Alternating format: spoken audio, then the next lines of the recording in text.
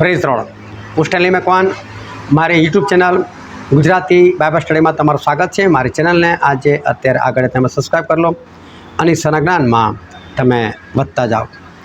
ઇબ્રાહિમ એટલે વિશ્વાસીઓના પિતા। એટલે જો કોઈ એવું કહે ને, કદાચ એલિયા આવીને ઇબ્રાહિમને એવું કહે ને, અરે ઇબ્રાહિમ મારો વિશ્વાસ તો જોરદાર હતો ને, તો જીવતા જ ઉપર પહોંચી ગયો, તો ઇબ્રાહિમ શું કહે? ચૂપ બેસ, વિશ્વાસમાં તો હું પણ તારો બાપ છું। લોકોને કહે બે તારો બાપ છું એટલે હું તારાથી ચડિયાતો છું। અને ઈશ્વરે ઇબ્રાહિમને બિરુદ આપેલું, આવું કદી થવાનું નથી। એ એલિયા કદી અભિમાનથી બોલી ના શકે અને ઇબ્રાહિમ આ રીતે જવાબ ના આપી શકે। આ તો મેં તમને ખાલી એક ઉદાહરણ સમજાવવા માટે કે ઇબ્રાહિમ બાપ એટલે કોણ, બે તારો બાપ છું એમ, હા એ સમજાવવા માટે મેં તમને આ રીતે વાત કરી। તો ઇબ્રાહિમ છે ને એ વિશ્વાસમાં સર્વના બાપ છે। એનો અર્થ એવો થયો કે કોઈ પણ ઇબ્રાહિમની સમકક્ષ પણ ના આવી શકે। આ ઇબ્રાહિમનું લેવલ હોય ને તો બધાનું લેવલ આટલું, કમસે કમ આટલું તો ઉતરતું હોય। ઇબ્રાહિમ જેવું લેવલ કોઈનું નહીં, એટલે ઇબ્રાહિમનું લેવલ જોરદાર હતું। પરંતુ ઈશ્વરે ઇબ્રાહિમને એવું કીધું, ઇબ્રાહિમ તું તો કે તારા બાળક થશે, તું બાપ બનીશ।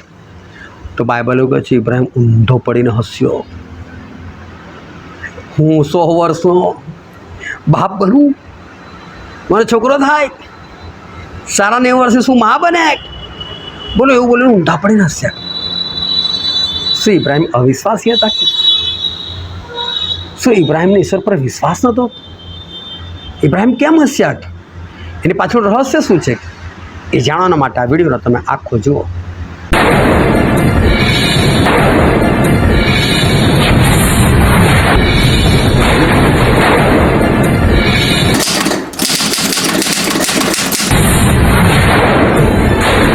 ઉત્પત્તિનો અભ્યાસક્રમ ચાલે છે। તમારે જોડાવો હોય તો આ સ્ક્રીન પર જે નંબર દેખાય છે એમાં તમે વોટ્સએપ કરીને તમે જોડાઈ શકો છો। આજે છે તારીખ 18 જુલાઈ 2026 સાલ અને આજનો સૌથી પહેલો પ્રશ્ન છે, કોણે માખણ તથા દૂધ તથા જે વાછરડું તૈયાર કર્યું હતું તે લઈને કોની આગળ પીરસ્યા? અને એનો જવાબ છે ઇબ્રાહિમે દેવની આગળ। ઇબ્રાહિમને દેવના દર્શન થયા અને દેવે આ પ્રમાણે દર્શન આપ્યું। ઇબ્રાહિમે આખું ઓછું કરીને જો 3 પુરુષ, બોલો 3 જણા આવ્યા। હવે બાઇબલમાં શું લખેલું છે ખબર? ઈશ્વર એ આકાશમાં રહે છે અને આ પૃથ્વી જે છે ને એમનો પગ મૂકવાની જગ્યા છે। તો વિચાર કરો કેટલા વિશાળ હોય। ઈશ્વર જો ઊભા થઈ જાય ને તો પૃથ્વીનો ગોળો છે ને પેલી લખોટી આટલો જ દેખાય, આટલો જ ગોળો દેખાય। હવે વિચાર કરો એવા ઈશ્વર શું આ પૃથ્વી પર ઇબ્રાહિમની સામે આવી શકે? પણ આવ્યા। એનો અર્થ એ થયો ઈશ્વર ઘણી વખત મનુષ્ય સ્વરૂપ નહીં, મનુષ્ય સ્વરૂપમાં તો ખાલી પ્રભુ સ્વાગે, પણ ઘણી વખત એવું એક શરીર ધારણ કરીને આવતા હતા આ પૃથ્વી પર। સામસુન હતા ને, એમના માતા પિતાને કોણ દર્શન આપ્યું? ઈશ્વરે। ગિદ્યોનને કોણ દર્શન આપેલું? ઈશ્વરે। સદોમ અને ગોમોરાની અંદર લોતના ઘરે કોણ ગયેલું? ઈશ્વર। તો આ લોકો 5.5-6 ફૂટના માણસ જેવા બનીને, માણસ હું ના કહી શકું કેમ કે ઈશ્વર જ હતા લોકો, પરંતુ ઈશ્વર અને માણસ વચ્ચેનું કોઈક શરીર ધારણ કરીને લોકો આવતા હતા। અને આમાં તમારે ડિટેલમાં જવું હોય ને તો મારો એક વિડીયો છે અને ચેનલનું નામ છે હિન્દી ગુજરાતી બાઇબલ સ્ટડી, અને એની અંદર મેં આ એક વિડીયો મૂકેલો છે કે ઈશ્વરના 3 સ્વરૂપ એ કયા કયા, એમાં તમને ડિટેલમાં જાણવા મળશે। પણ ઈશ્વરનું તો એક ઈશ્વરે સ્વરૂપ છે જ, બીજું ઈશ્વર અને માણસ વચ્ચેનું એક બીજું એમનું સ્વરૂપ છે, અને એ સ્વરૂપમાં એમણે ઘણી બધી વખત ઘણા બધા લોકોને દર્શન આપ્યા। અને એમાં ઇબ્રાહિમ પાસે પણ આવે છે એટલું જ નહીં, એ લોકો ખાય છે ઇબ્રાહિમ સાથે। ઇબ્રાહિમ દૂધ ને માખણ ને વાછરડું કાપી મૂકે છે।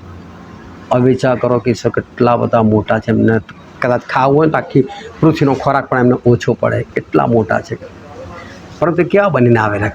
એ આપણી જોડે આપણી જેમ રહે છે, અને એ આપણા માટે બહુ મોટી વસ્તુ છે। ઈશ્વર આપણા એટલા બધા પ્રેમી પરમેશ્વર છે। પછીનો પ્રશ્ન છે કોણ ઊંધો પડીને હસ્યો? અને એનો જવાબ પણ જ છે ઇબ્રાહિમ। ઇબ્રાહિમને કહેવામાં આવ્યું કે ઇબ્રાહિમ તું બાપ બનીશ, તને છોકરો થશે। અને ઇબ્રાહિમ બહુ હસે છે, ઊંધો પડીને હસે છે। ઊંધો પડીને હસે એટલે શું? હસવા માટે ઊંધા પડ્યા એમ નહીં, એટલું બધું હસવું આવ્યું ને, એટલું બધું હસવું આવ્યું ને કે ઊંધા પડી ગયા હસી હસીને।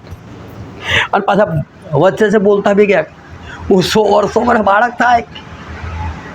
સારા 90 વર્ષે એને શું બાળક થાય, હર્ષ મળે એને કે બોલો ઈશ્વર કોઈ જગ્યાએ લોકોને ટૂંક્યા નથી. સારા પણ આ રીતે હસે છે, પણ એની વાત એનો પ્રશ્ન આવશે તારે. પરંતુ આ પ્રશ્નની વાત કરું, ઇબ્રાહિમ હસ્યા કે મારને આટલું બધું કેમ હસ્યા? અને ઈશ્વરે એ હાસ્યને સહેજ પણ ટૂંક્યા નથી. કેમ ઇબ્રાહિમ હસે છે? મારી પાસે વિશ્વાસ નથી કરતો. કેમ હશે? જખાર્યા જ્યાં અવિશ્વાસ કર્યો, મને બાળક થાય. ત્યારે સ્વર્ગદૂતો શું કીધું કે જ્યારે એ બાળકનું નામ યુહાન પાડવામાં આવશે ને, અને નામ પાડવાનો સમય ત્યાં સુધી તું મૂંગો રહીશ. સજા થયેલી ને, પણ બોલો હે ઇબ્રાહિમને કોઈ સજા નથી થતી. અને સજા નથી થતી એનો મતલબ ઇબ્રાહિમનું પાપ નથી. તો પછી ઇબ્રાહિમ હસે છે કેમ? અને આવું કેવું બોલે છે કે હું 100 વર્ષ મને બાળક થાય, મારી પત્ની 90 વર્ષે એને બાળક થાય? શું આ શબ્દો તો અવિશ્વાસીના શબ્દ નથી? પણ કેમ ઈશ્વર અવિશ્વાસ નથી બોલતા કે ઇબ્રાહિમનું પાપ નથી ગણતા, અને ઈશ્વર આ બાબતની કોઈ ગણતરી જ નથી લીધી? ખરેખર ઇબ્રાહિમ અવિશ્વાસના કારણે નહોતા હસ્યા. હોતો હશે, આવું થતું હશે એમ કંઈ પૂછકાર્યા નહોતા. પરંતુ છે ને ઇબ્રાહિમ પાકી ખબર ઈશ્વર આપશે જ. હું 100 વર્ષનો થયો અને હવે મને બાળક થાય. અને લોકો કેવું વિચારે કે મારો બુઢો 100 વર્ષનો હજુ બાળક પેદા કરે છે, શરમ નહીં આવતી? કે કોઈ મોટી ઉંમરે બાળક બને તો લોકો ઉડાવે નહીં. અને અહીંયા તો ઇબ્રાહિમ પોતે કે કેવું થશે જ્યારે મને બાળક થશે ત્યારે? લોકો કેવી વાતો કરશે, કેવો હસશે લોકો મારી પર. તો એ બધું વિચારી દ્રષ્ટિએ યાદ કરીને હસવું કે આવું થશે એમ. હું 100 વર્ષનો બાળકમાં એમને કોઈ ચિંતા બનીશ, એમનો કોઈ અવિશ્વાસ નથી. પરંતુ એમને હસવું આવે છે કે લોકો મારી કેવી વાતો કરશે. ભલે જેને જે વાતો કરી પણ તૈયાર હતા, અને એટલે ઊંધા પડીને હસે છે, પણ એમનો અવિશ્વાસ નહોતો. પછીનો પ્રશ્ન છે, કોણ પ્રબોધક હતો? અને છે ઇબ્રાહિમ.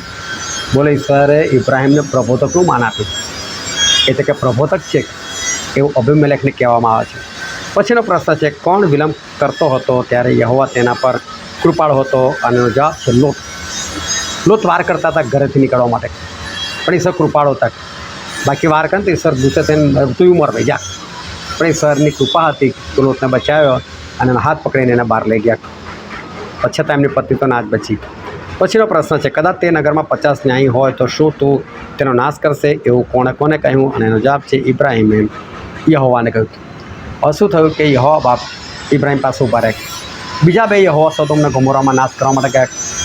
તો યહોવા બાપ એવું વિચાર્યું કે ઇબ્રાહિમથી શું કામ છુપાવું, મારો ભક્ત છે. એ કે ઇબ્રાહિમ આ સોદોમને ગોમોરાનું છે પાપ બહુ છે, હું તને બાળી નાખવાનો છું. એટલે ઇબ્રાહિમને તરત યાદ આવે છે લોત. સોદોમને ગોમોરામાં તો મારો ભત્રીજો લોત એ બી મરી જશે.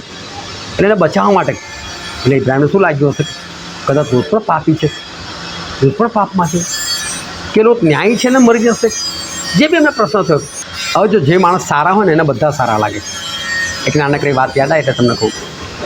એક સંત અને એમના અમુક શિષ્યો નદી કિનારે બેઠેલા હતા ગામની બહાર. અને ત્યાંથી છે ને એક આખો પરિવાર નીકળ્યો અને બધા બિસ્તરા, પોટલા અને પટારા લઈને નીકળેલા હતા. જૂના જમાનાની વાત. એ લોકો જોયું કે આ તો સેવક છે, એટલે પૂછ્યું કે ભાઈ આ ગામના લોકો કેવા છે? કેમ? તો કે અમે અમારા ગામ છોડી નીકળી આવ્યા છીએ અને અમારે વસવું છે આ ગામની અંદર. અમે જોઈ રહ્યા છીએ જગ્યા કે ત્યાં જઈને અમે વસીએ, એને અમારું વતન બનાવી લઈએ છે. તો કે આ ગામના લોકો કેવા છે? એ સેવક છે એ છોડો, તમારા ગામના લોકો કેવા છે જ્યાંથી તમે છોડી ના? અરે તો બહુ દુષ્ટ લોકો હતા, ભયંકર પાપી લોકો હતા. સંત કે છે એના લોકો એવા જ છે કે છે, અહીંયા બધા એવા જ છે કે છે. એવું તો લોકો આગળ જતા રહે. થોડી વાર થઈ, અડધો કલાક બીજું આવો જ એક પરિવાર આવ્યો. એ બી બધા બિસ્તરા, પોટલા અને પટારા લઈને નીકળેલા હતા. એ લોકો બી આ સેવકને જોયા, ઊભા રહ્યા કે સેવકજી આ ગામ કેવું છે? સેવક કહે છે કેમ? તો કે અમે અમારું ગામ છોડી નીકળ્યા છે ને અમારે વસવાનો ઈરાદો છે, એટલે અમારે જાણવું છે ગામ કેવું છે. તો કહે છે કે તમે જ્યાંથી નીકળ્યા એ ગામ કેવું હતું? એ તો બહુ સારું, ધારો કે બહુ સારા હતા, મદદ કરનાર, મદદરૂપ, સારા લોકો હતા. કે છે કે અહીં બધા સારા છે કે એ તમે વસી શકો છો. કે ખુશ છે કે એને ગામમાં ઘૂસી ગયા. તો પેલા શિષ્યો આશ્ચર્ય થઈ ગયા, અરે કે આપણો સેવક કેવો છે, આપણો ગુરુ કેવો છે? પેલા લોકોને કહે છે બધા ખરાબ છે ને આને કહે છે કે બધા સારા છે. સેવક તમે આવું કેમ કરો છો? કે છે કેમ આવું બોલ્યા? પેલા કહે છે બધા ખરાબ છે ને આને કહે છે કે સારા છે. તો કે જો જે પોતે ખરાબ હોય ને એને બધા ખરાબ જ દેખાવાના, અને જે પોતે સારો એને બધા સારા જ દેખાવાના. હવે ઇબ્રાહિમ સારા છે, એમને બધા સારા જ દેખાય. એટલે એમને કહ્યું કે સોદોમ અને ગોમોરાની અંદર 50 તો ન્યાય હશે. એટલે ઈશ્વરને જો 50 ન્યાય તો ઈશ્વરને કહું તો બી નાશ કરી નાખશું. એટલે ઈશ્વર તે 50 ન્યાય મળે તો ઈશ્વર કે 50 ન્યાય મળે કોઈને ના મારું લાવું તો કહે છે. તો ફરી પાછી ઇબ્રાહિમને બીક લાગે છે કે આ 5 ઓછા મળે તો ઈશ્વરે વાત 5 ઓછા મળે તો અરે 45 તોય નહીં મારું. એમ કરતાં કરતાં ઇબ્રાહિમ છેક 10 પર આવીને રોકાઈ જાય છે. પછી એમની હિંમત નથી ચાલતી, તો ત્યાં 10 પણ ન્યાય ન થાય. લોત પોતાના ન્યાયપણાના લીધે બચે છે, કોઈના ન્યાયપણાના લીધે નહીં. તમારી આજુબાજુ કોઈ ન્યાય હશે કે તમારા ઘરમાં કોઈ ન્યાય છે ને, એના લીધે તમે પોતાની જાતને નહીં બચાવી શકો. તમારે બચવું હશે તો તમારે પોતે ન્યાય બનવું પડશે. તમે પોતે પોતાની જાતને બચાવી શકો, બીજા કોઈને નહીં બચાવી શકો. અને કોઈના ન્યાયપણાથી તમે પોતે નહીં બચી શકો. આપણે પોતે ન્યાયપણું કરવું એ બહુ જરૂરી છે. ઇબ્રાહિમે જે 10ની વાત કરીને અટક્યા ને, આજે ઇઝરાયેલ પુત્રો શું કરે, જ્યારે પ્રાર્થના માટે ભેગા થાય ને તો લોકો બી કમસે કમ 10 તો ભેગા થાય જ. જો 10થી ઓછા ને તો પ્રાર્થના કરવા ના બેસે, એક જણો સુધી લાવે. અને ઓલો કોઈ કામમાં હોય ને તો બી આવી જાય, એક ઓછો છે હું આવી જાઉં છું. એટલે એ લોકો આજે પણ 10 જણા ભેગા થઈને પ્રાર્થના કરતા હોય છે. પછીનો પ્રશ્ન છે ઇસ્માઇલ એટલે શું? અને ઇસ્માઇલ જે શબ્દ છે એનો અર્થ થાય છે દેવ સાંભળે છે. હાગાર એને આ કાઢી મૂકે છે સારા, કેમ કે એ એની શેઠાણી તુચ્છ ગણે છે. તો ઇબ્રાહિમે ફરિયાદ કરે છે કે જો આ મારી દાસી તો કે મારી વિરુદ્ધમાં થાય છે. ઇબ્રાહિમ કે બધાને જેમ યોગ્ય લાગે કર, એ તે જ મને આપણી પત્ની બનાવવા માટે, તો તું તારે જે કરું તો કર. તો કાઢી મૂકે છે. પણ પછી ઈશ્વર શું કહે છે, ના પાછી જા, તારી શેઠાણીને આધીન રહે છે. એને તને એનો પતિ આપ્યો, તને ના સમજ પડે કે કેવી રીતે રહેવાનું. જો કે તે ઠપકો બાઇબલમાં નથી લખ્યું, પણ ઈશ્વર ઠપકો આપ્યો ચોક્કસ. એટલે પછી ત્યાં એ આધીનતામાં રહે છે અને પછી બાળક થાય છે. એટલે કહે છે કે દેવે મારું સાંભળ્યું છે, એટલે કે દેવ સાંભળે છે. પછીનો પ્રશ્ન છે દેવે સપનામાં કોને કહ્યું, હા હું જાણું છું કે તે સાચા અંતઃકરણે કર્યું. જ્યારે અબીમેલેક એ ઇબ્રાહિમને મળે છે અને સારા વિશે પૂછપરછ કરે છે, તો ઇબ્રાહિમ કહે છે તમારી બહેન છે. એટલે પછી અબીમેલેકને લઈ જાય છે પોતાની પત્ની બનાવવા માટે. તો ઈશ્વર એને સપનામાં બોલે છે, કેમ લાવ્યો કહે છે તું? એ તો કે ઇબ્રાહિમની પત્ની છે. તો ઈશ્વર મેં તો સારા અંતઃકરણ શુદ્ધ અંતઃકરણે કામ કર્યું છે, મેં એને ભ્રષ્ટ કરવા નહીં, મને તો એની બહેન કીધું ને એને સારા પણ બોલે મારો ભાઈ છે એટલે હું તો લાવ્યો. મેં તો ખરા અંતઃકરણથી કામ કર્યું. તો ઈશ્વર કહે સાચી વાત છે, તે ખરા અંતઃકરણથી કર્યું છું ને એટલે મેં તને પણ પાપમાં પડતો અટકાવ્યો, સોંપી દે કે છે. અને પછી અબીમેલેક ઇબ્રાહિમને સોંપી દે છે. પછીનો પ્રશ્ન છે લોત સવારમાં બેઠો ત્યારે ક્યાં સૂર્ય ઉગ્યો હતો? અને એનો જવાબ છે પૃથ્વી પર. લોત સવારમાં ગયા ને ત્યાં સુધી સદોમને ગોમોરાને બાળવામાં નતા. લોકોને શું લાગે છે કે સદોમને ગોમોરા રાત્રે બાળવામાં આવે? રાત્રે નહીં, સવાર પડી ગયેલી સવારે બાળવામાં આવે. રાત્રે તો લોત નીકળી જાય છે, પરંતુ સવારે બાળે છે લોકોને. પછીનો પ્રશ્ન છે કોણ ઘણી દેશ જાતિઓનો પૂરો થશે? અને એનો જવાબ છે ઇબ્રાહિમ, કારણ કે ઇબ્રાહિમ કર્યું એટલે કે ઘણી દેશ જાતિનો પૂરો થશે. અને પછીનો આજનો છેલ્લો પ્રશ્ન છે લોતે કોને સારું ભોજન તૈયાર કર્યું? અને એનો જવાબ છે 2 દૂતને સારું. પણ દૂત એટલે મેસેન્જર, એ ખરેખર દેવો હતા એ આપણને ખબર પડે છે. તો આ રીતે અભ્યાસક્રમ ચાલે છે, તમે એમાં ભાગ લઈ શકો છો. ઈશ્વર તમને આશીર્વાદ આપે. આમીન.